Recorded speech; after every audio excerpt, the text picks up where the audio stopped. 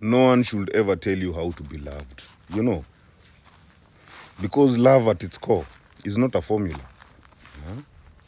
It is an expression of authenticity. And every human being carries a unique emotional blueprint that is shaped by their upbringing, their personality, and their level of awareness.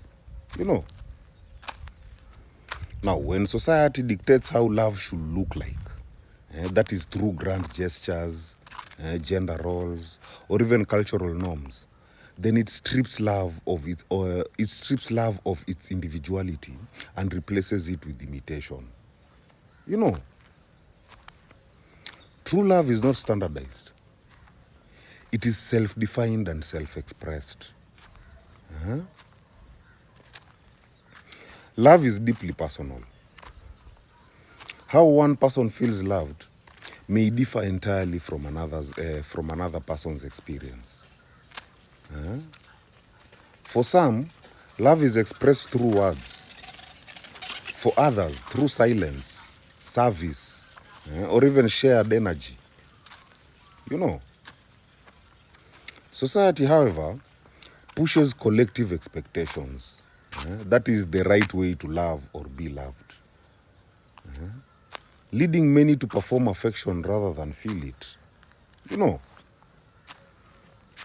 When you adopt these external templates, you begin chasing validation instead of truth.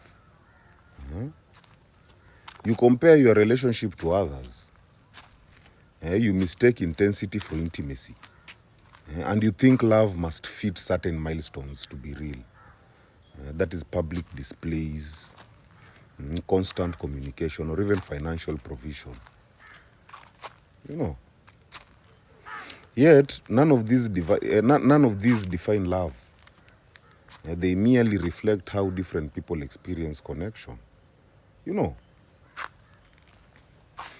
By allowing others to define love for you, you abandon your own language of affection. You disconnect from how your soul both gives and receives energy. The danger in this is subtle. You may think you're seeking love, but what you're actually chasing is approval. Approval from culture, peers, or even the idea of what healthy love should look like.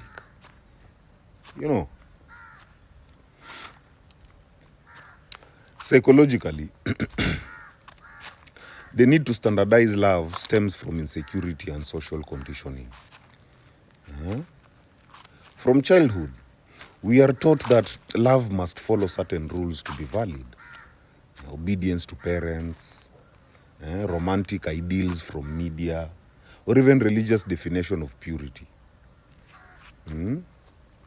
This creates emotional dissonance when one's authentic love language doesn't fit the collective narrative.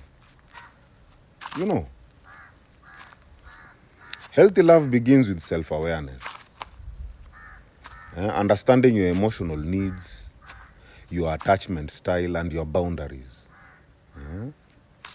When you know yourself, you don't seek instructions on how to be loved.